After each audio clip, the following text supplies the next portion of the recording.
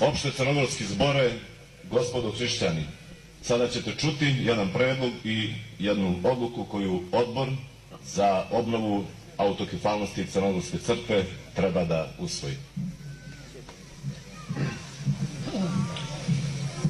Odbor za obnovu autokefalnosti Crnogorske pravoslavne crkve predlaže Crnogorskom zboru kao tradicionalnom organu Crnogoraca da donese sljedeću odluku.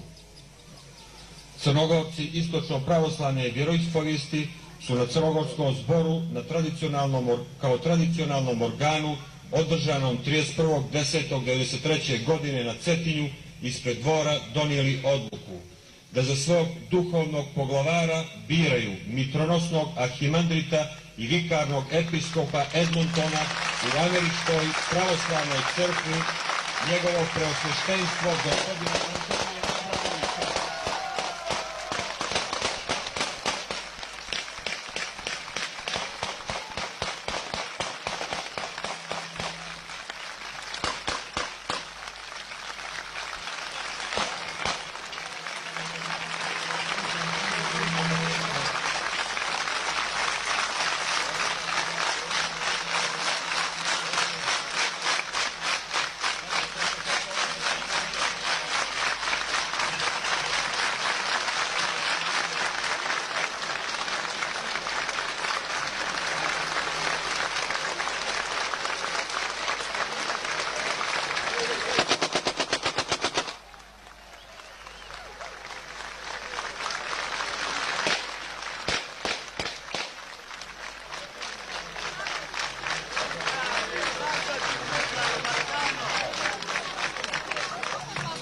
Crnogorci, da li se odluka usvaja?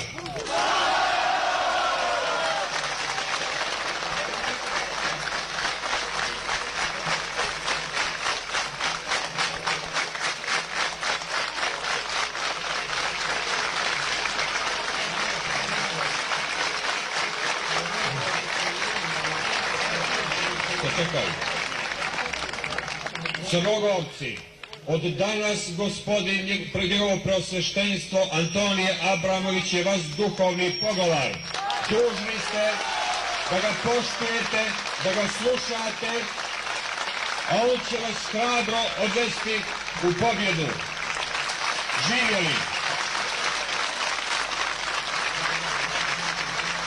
Crnogorci i Crnogorke, ja sam veoma dirnut ovom vašom pažnjom i vašim povjerenjem.